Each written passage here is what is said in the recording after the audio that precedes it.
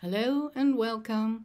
I'm Gabrielle, retired medium in Germany, and I like to share some of my experiences with otherworldly realms or energies. So, as a trained medium, I also do some healing, like remote healing or hands on.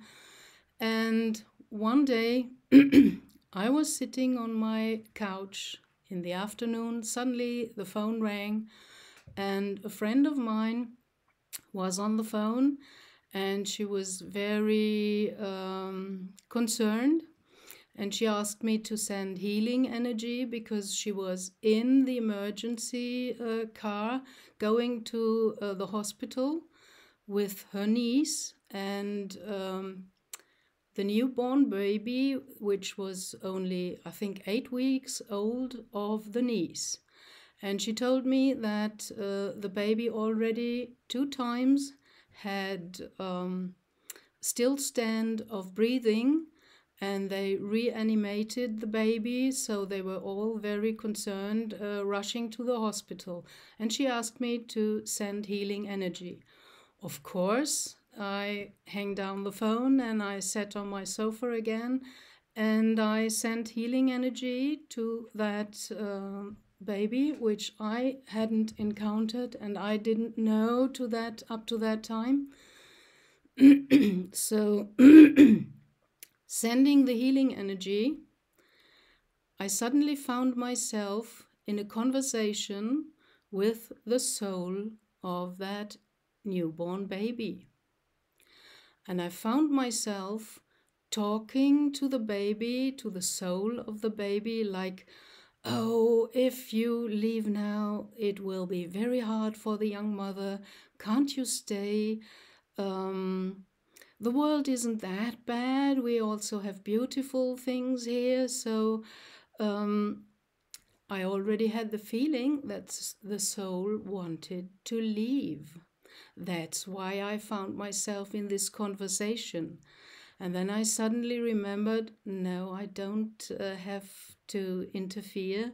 I just have to send healing energy and don't interfere with anything else and keep myself out of that, because that's what I learned as a medium. Step aside with your ego and your whole whatever construct you have about yourself and be a channel for light and healing energy or for messages. So I withdrew from the conversation and I said, sorry, please forgive me. And I continued sending healing energy. And when I was finished after 15 or 20 minutes, the thing was over for me. And 1 hour later, the phone rang again, and it was my friend, and she told me that the baby had died, which did not wonder me because I already got the feeling that the soul wants to leave. I was not really shocked. I was shocked in a different way. I thought, of course, with my ego, oh, I failed, because I was expecting that the healing energy would help in this incarnation to help the baby to stay here and to be alive. So, well, that's only human, that's normal. You want no one to die, especially no one you know, and especially not such a young child, such a young baby.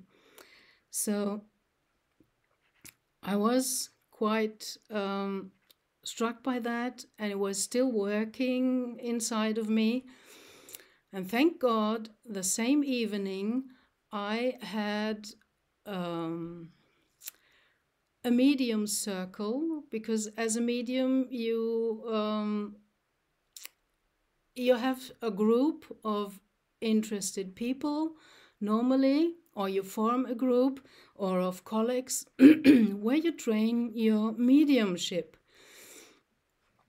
So that evening I went to the group, And I was still thinking about the whole thing and was fully convinced I failed, I did something wrong, or it wasn't helping, I'm not good enough. All these kinds of programs that we humans unfortunately carry around by growing up in this society, having authorities who tell you this and that and what to believe and what not and so on.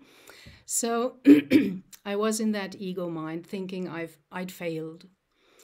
And I was telling this experience to the members of the group. And suddenly another colleague who had the same mediumship trainment than I had, with the same teachers who were very boots to the ground, which I liked, she told me, hey, remember what our teachers said. They said that healing energy does not always go into this incarnation. It might be also for another purpose. That struck me, and I stopped thinking the negative way, I failed, I'm not good enough, ba ba ba ba ba. And then we had our group exercises, and as we opened up the circle to receive messages from whomever wanted to come, positive light beings or elementals or whatever, guides, angels, the other ones from the group, they saw, and all of them told that they saw some kind of light jumping around like a will-o'-the-wisp. It was a ball of light and it was jumping around in the room and seemed quite happy, and it seemed to have a lot of joy jumping around like that. And when they said it, I closed my eyes and I also perceived this light. And when I looked at the ball of light, it suddenly made whoosh, and there stood a very, very beautiful, tall and big angel. And we were all struck, and we looked at the angel with big eyes. From our inner eye, with closed eyes, we all experienced the same thing inside of us. And this big angel talked to me and said, "You did not fail. Your healing energy helped me for an easy, smooth, and soft transition.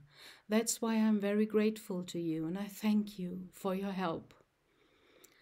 Wow, I didn't expect that. And I was very moved, and all the others in the group as well. And it helped me to let go of the false thoughts that I failed, because I didn't know what I was doing. I was just sending remote healing energy. And when I found myself interfering with thoughts, like in a conversation, to the soul of the baby, I withdrew when I recognized it, and just finished neutrally my sending of energy, of healing energy. And so I learned that it's not always as it seems, and mostly we get it wrong, and our thoughts are not so truthful. We have to really examine ourselves and know ourselves, especially the ego and the programs, to get to the core of it. And then in the end, this angel bowed in front of me and said, "For this favor you did for me, I will always be with you when you need me, and you can call upon me for any kind of help." Wow, thank you. That was wonderful. So, this was the thing I experienced, sending remote healing energy to a baby in crisis, which really died, but the soul left the body, and it told me that it was an old soul that only needed these 9 months in the belly of the mother and the 8 weeks full of love from the mother and the family, and then it had completed its cycle. That's why it could leave the body and wanted to go. It completed its cycle. So there are cycles. And I know that a soul has to go through special cycles. We all have to, in this school, Earth, we all have to manage the different densities or dimensions.